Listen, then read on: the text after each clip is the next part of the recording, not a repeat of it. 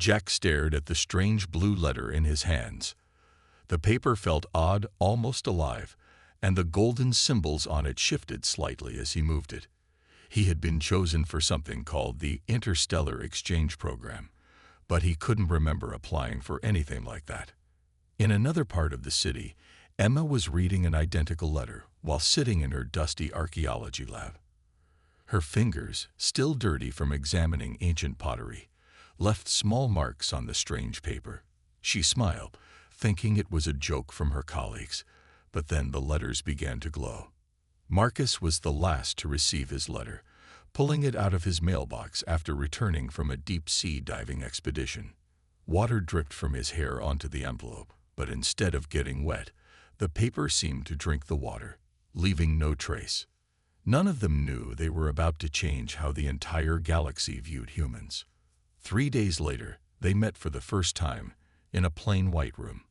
A tall, slender being with silvery skin and 4 arms greeted them. "Welcome, Earth representatives," it said in perfect English. "I am First Speaker Blue. You have been randomly selected for the most prestigious training program in the galaxy." Jack raised his hand like a schoolboy. "Random. But we all have outdoor survival experience." The alien tilted its head, puzzled.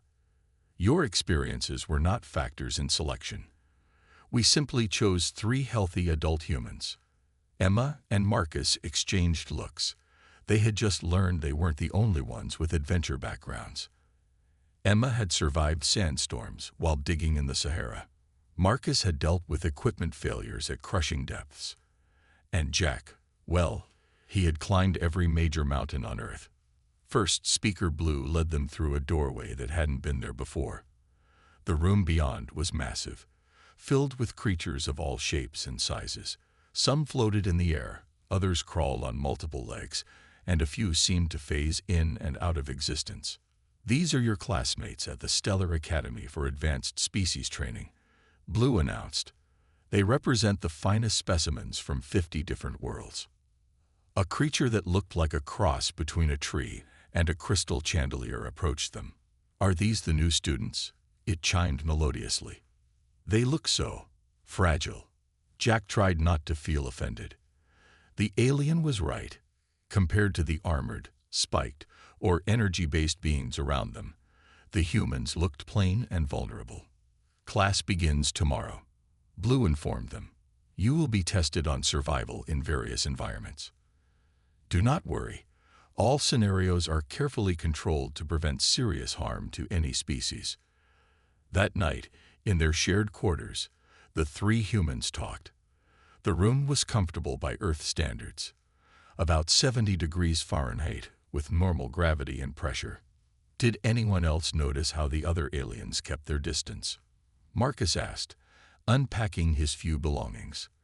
"Like they were afraid of catching something." Emma nodded. "And did you see their reaction when I mentioned I enjoy hiking in Death Valley? You'd think I said I swim in lava for fun."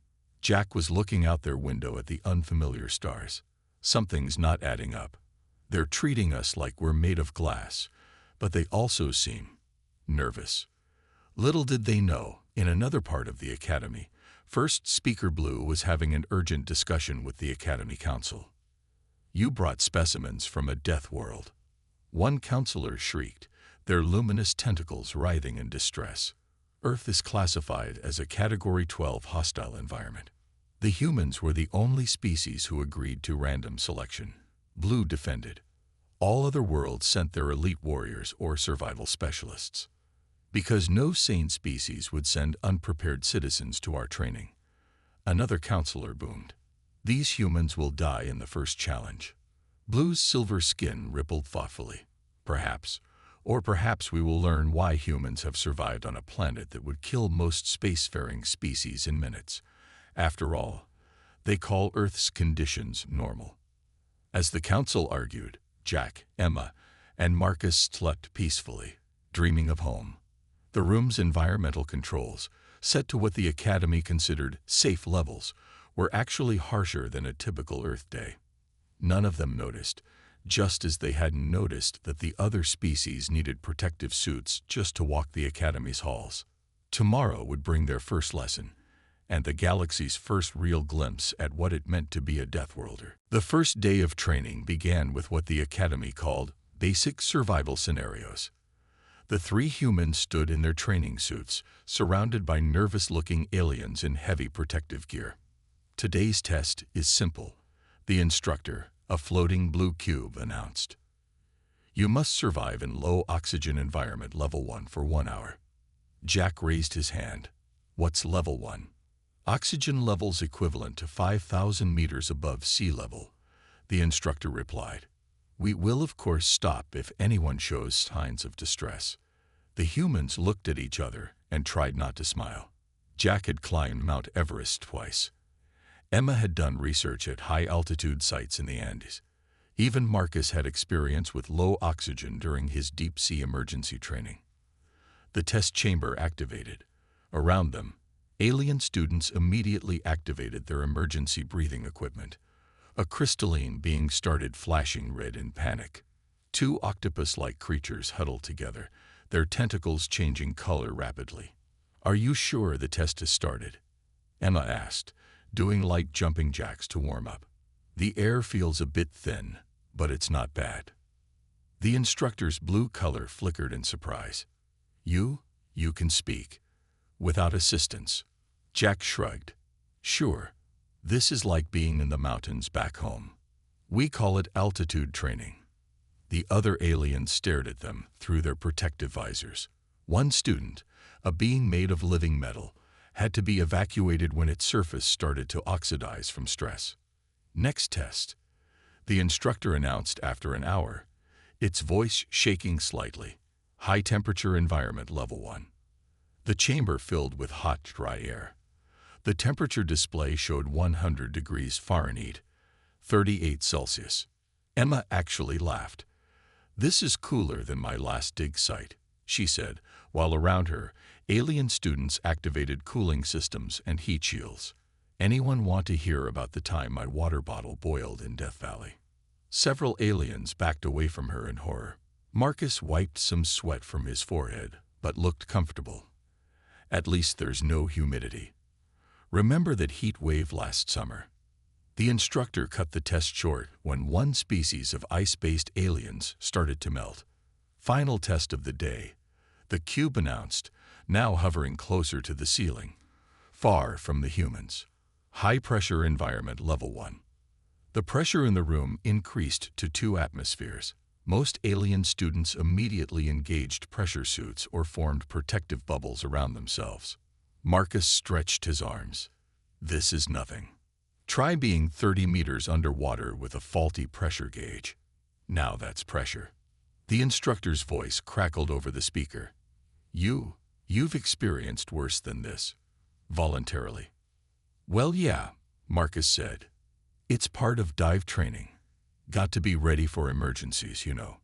In the observation room, First Speaker Blue watched with growing amazement as the three humans casually chatted through conditions that would kill most species. The Academy Council members behind them were completely silent.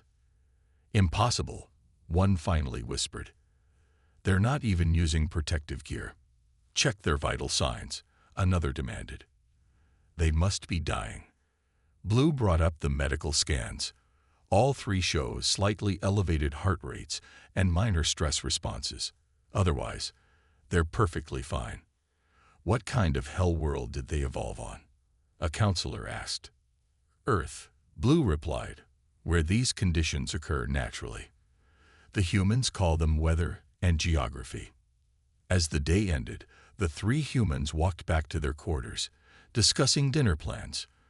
Behind them, the Academy staff hurriedly revised the entire training program. We need to move them to advanced scenarios immediately, the instructor told Blue. These conditions aren't even challenging them.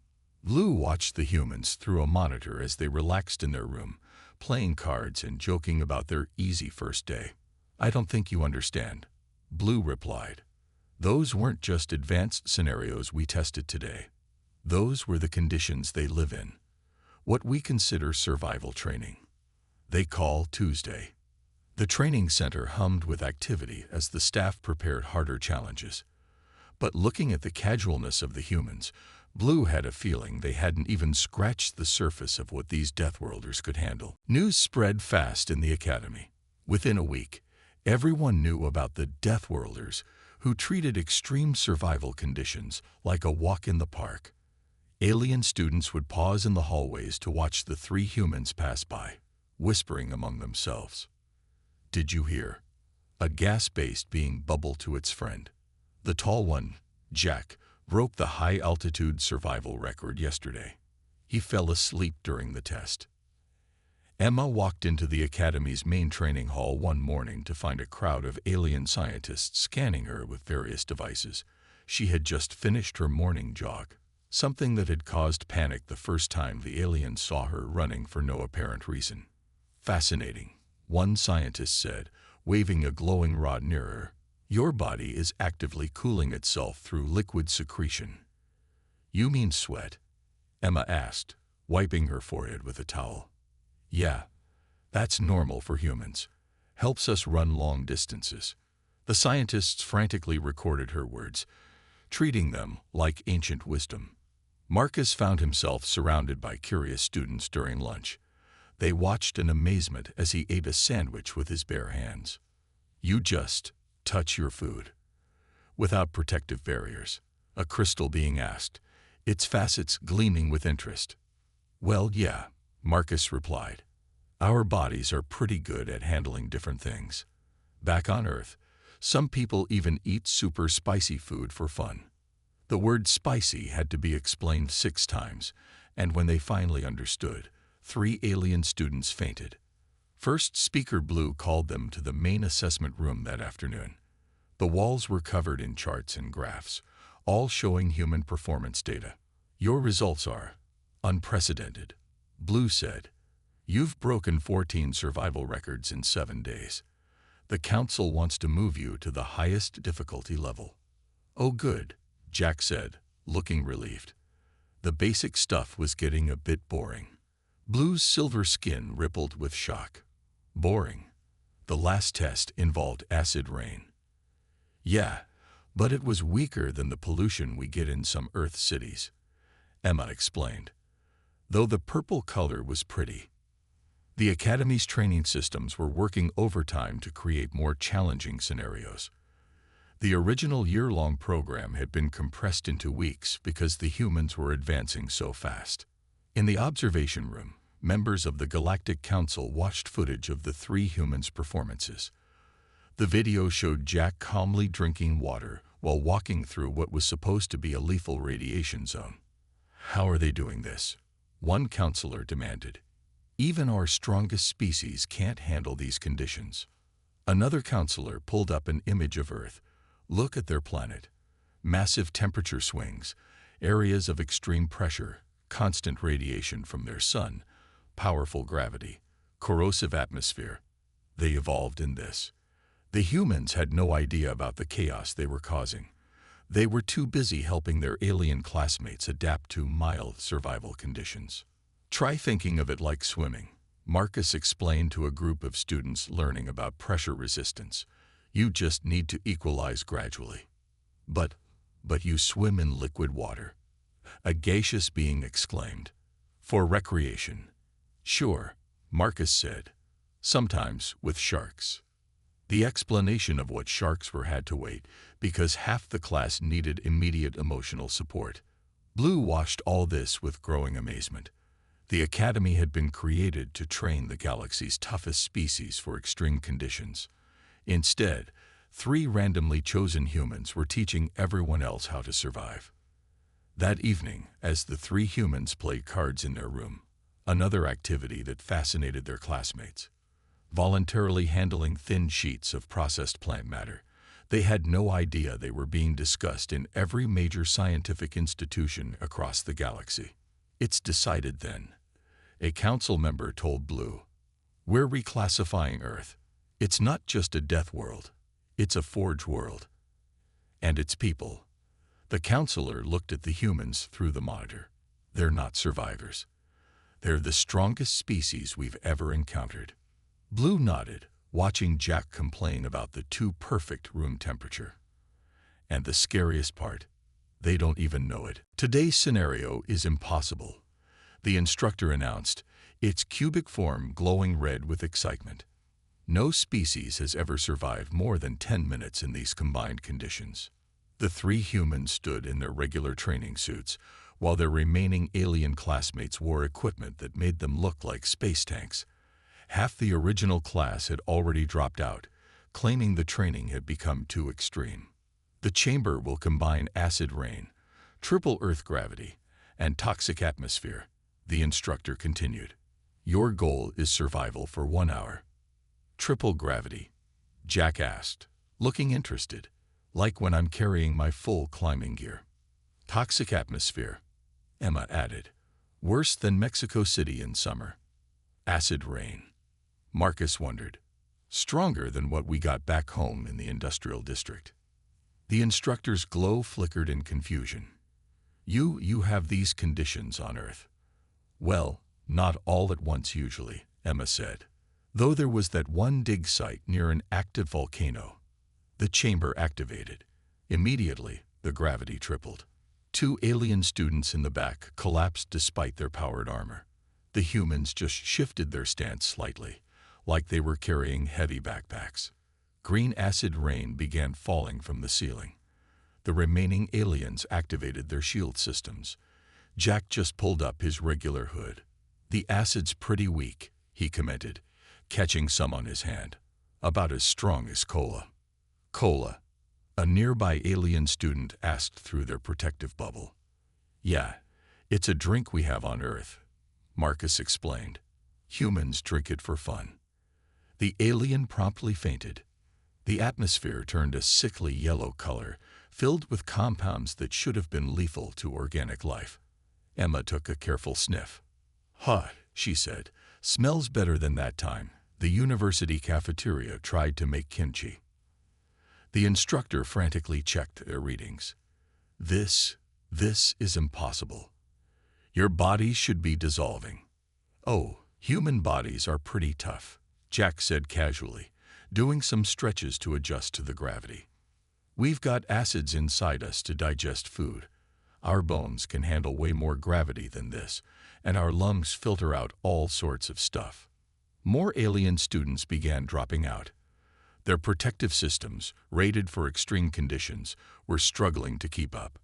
Meanwhile, the humans started playing I Spy to pass the time. In the control room, First Speaker Blue watched with other Academy officials. Their monitors showed the humans' biological readings, which indicated only mild discomfort, like someone sitting in a slightly too warm room. Should we tell them? One official asked. Tell them what? Blue replied. That they're currently surviving in conditions that would kill 99.9% of known species instantly. That their casual conversation about Earth is giving our xenobiologists nightmares. I don't think it would matter, Blue said, watching Jack try to explain to a horrified alien student about Earth's deep-sea volcanic vents. To them, this is just another Tuesday. The test ended after an hour. As the chamber returned to normal conditions, only the 3 humans and 2 alien students remained. The others had either dropped out or needed medical attention. Well, that was refreshing, Emma said, stretching. Reminded me of monsoon season during my dig in Southeast Asia. You worked in conditions like this? An alien medic asked, horrified. Oh no, Emma replied. Much worse. We had mosquitoes. The explanation of what mosquitoes were had to be stopped halfway through because too many aliens were showing signs of extreme stress. That evening, the Academy Board had an emergency meeting. We've run out of survival scenarios, one member admitted. Everything we consider impossible, they consider mildly inconvenient. Perhaps, Blue suggested, we should ask them about survival scenarios on Earth. The board members looked at each other nervously. After hearing about mosquitoes, they weren't sure they were ready to learn more about Earth's challenges. Meanwhile, the humans were in their room, reminiscing about actual survival challenges they'd faced on Earth. Their casual conversation about avalanches, earthquakes, and hurricane surfing made the room's monitoring system trigger 17 different panic alarms. First, Speaker Blue called an emergency meeting with the 3 humans. The Academy's main conference room was packed with alien officials, scientists, and surviving students. "We have a request," Blue announced, silver skin rippling with nervous energy. "We want you to teach us how humans survive." The 3 humans looked at each other, confused. "But we're just normal people," Jack said. "We don't know anything special." A hologram appeared, showing clips of their previous training sessions.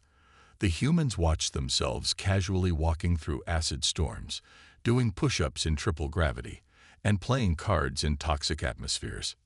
"Normal," one of the alien scientists squeaked. "You call this normal?" "Well, yeah," Emma shrugged. "Most humans know basic survival stuff. It's just common sense." The phrase common sense had to be translated 6 different ways before the aliens understood it. When they finally did, several of them needed to sit down. "Please," Blue insisted, "share your wisdom." And so began the strangest teaching sessions the Academy had ever seen. Jack went first, teaching a class about improvised tools. He showed how humans used simple machines like levers and pulleys to survive. "See, if you're caught in an avalanche," he explained, using a stick to demonstrate leverage, "you can make a basic tool from almost anything." "What's an avalanche?" a crystalline student asked. "Oh, that's when tons of snow falls down a mountain all at once. And humans survive this. Sometimes we ski down them for fun." The class had to take a break while several students received emotional counseling. Emma's lesson focused on adapting to changing environments. She drew from her archaeology experience, explaining how humans dealt with extreme weather. "The key is layering," she said, showing her simple jacket. "When the temperature drops from hot to freezing in one day, temperature changes that fast." A gaseous being interrupted, its form swirling in distress. "Sure, happens all the time in some places," Emma replied. "We call it spring." 3 alien students immediately dropped out of the academy. Marcus taught emergency response protocols, but his examples of basic safety measures terrified his audience. "Always carry water," he explained. "You never know when you'll be stranded in a desert for a few days." "You survived days in a desert?" asked a liquid-based alien through a translator. "Well, humans crossed entire deserts on foot before we had modern technology," Marcus said. "We're pretty good at walking long distances." The alien turned a pale shade of green. "Walking? In direct stellar radiation." "Yeah, our skin has built-in radiation protection," Marcus explained. "It's called a tan." The Academy's medical bay reported a record number of anxiety-related visits that day. During breaks between classes, the humans shared stories about Earth. They didn't realize that every word was being recorded and analyzed by terrified xenobiologists. "Remember that time the town's power went out during the winter storm?" Jack asked. "Oh yeah," Emma nodded. "We just put our food in the snow and played board games by candlelight. And that summer when the air conditioning broke during the heat wave. Wasn't so bad.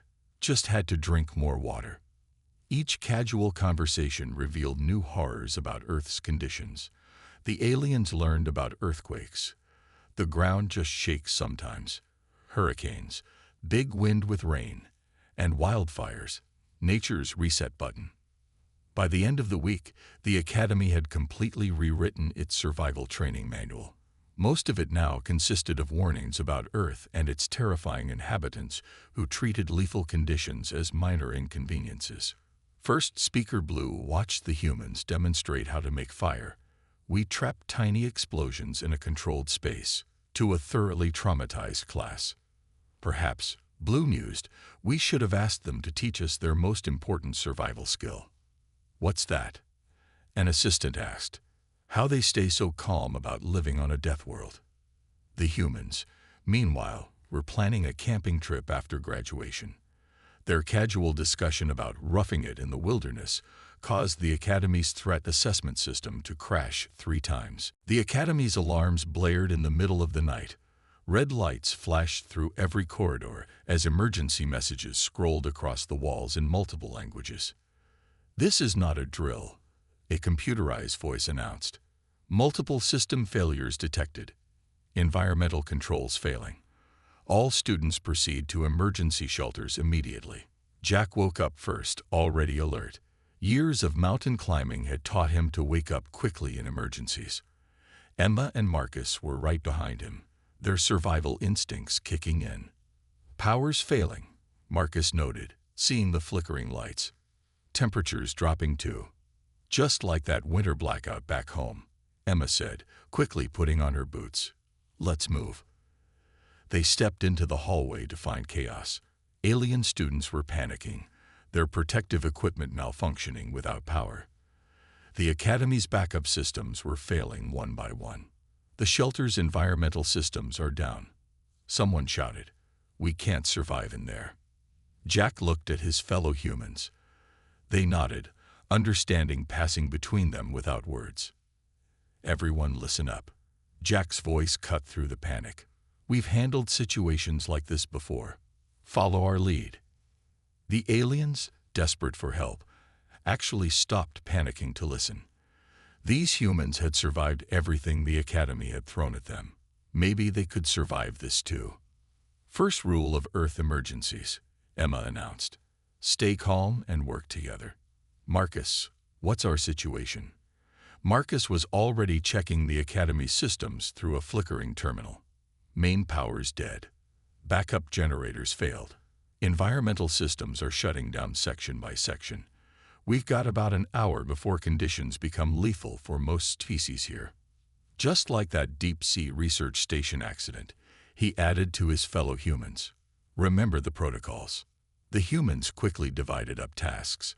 Jack organized the stronger aliens into teams to help the weaker ones. Emma started gathering supplies and creating safe zones using her desert survival experience. Marcus worked on jury-rigging emergency systems using his diving emergency training. "We need to seal off sections," Jack explained to his team. "Create climate zones. Some species need cold, others heat. We can use the failing systems to our advantage." The aliens watched in amazement as the humans calmly handled what they considered a catastrophic disaster. To the humans, it was just another emergency, not unlike what they dealt with on Earth. "The acid containment unit is leaking," a crystalline being cried out. "Perfect," Emma said, surprising everyone. "We can use that acid to power an emergency generator. On Earth, we call this improvising." Working together, they created safe spaces throughout the Academy.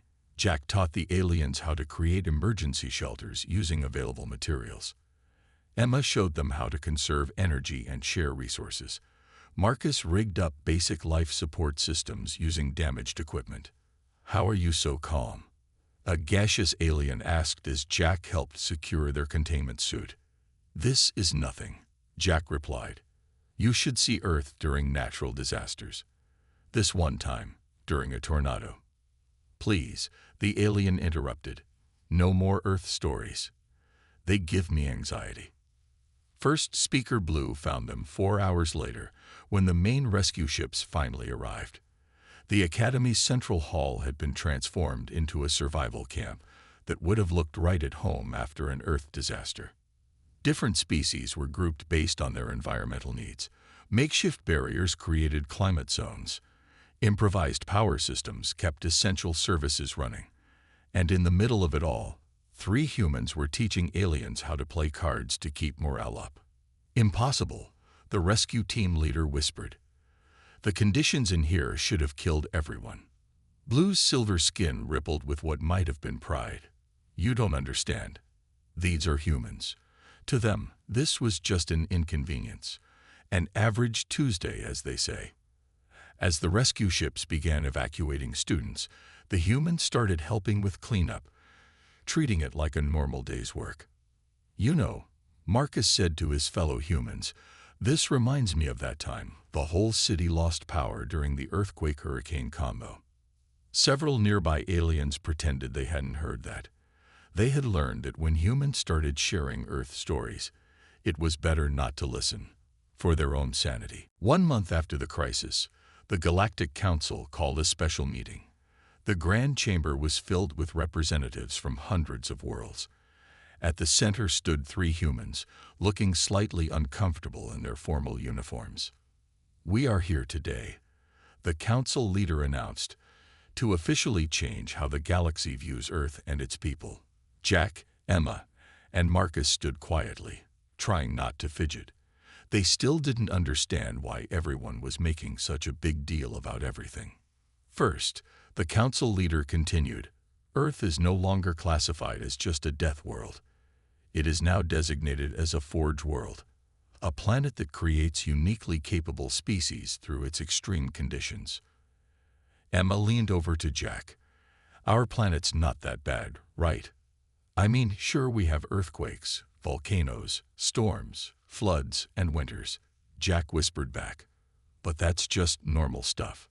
Several alien representatives who overheard this exchange had to be given calming medication. Second, the council leader said, "We are creating a new training program. All species seeking to explore dangerous worlds must now undergo Earth-based survival training." Marcus raised his hand. Earth-based. You mean like camping?" "Camping?" a counselor asked. "Yeah, where you go into the wilderness for fun, sleep on the ground, cook your own food over fire, and—" "Please," the counselor interrupted, looking pale. "No more details." The council leader cleared their throat and continued. "Finally, we have a request. We want Earth to send more survival instructors. Your methods, while terrifying, are incredibly effective." "But we're not survival experts," Emma protested. "We're just regular people. Jack climbs mountains for fun. I dig up old stuff in deserts. And Marcus swims in deep water. That's pretty normal for humans." The chamber erupted in mutters and gasps. The idea that these were normal humans, not elite survival specialists, shocked everyone. First Speaker Blue stepped forward, their silver skin glowing bright. "That's exactly why we need you. What you consider normal, the rest of the galaxy considers impossible. Your casual hobbies would be extreme survival tests for most species." "Like that time we had a barbecue during a thunderstorm?" Marcus asked. Several alien representatives fainted. "The point is," the council leader said quickly, before the humans could share more traumatizing Earth stories, "you've changed how we view survival. Your planet's harsh conditions have made you naturally resilient." Jack looked confused. "Earth isn't harsh, it's beautiful. Sure, sometimes the ground shakes, or the sky throws ice at you, or the air gets really hot, or really cold, or tries to spin you around really fast." "Please stop," begged a nearby counselor.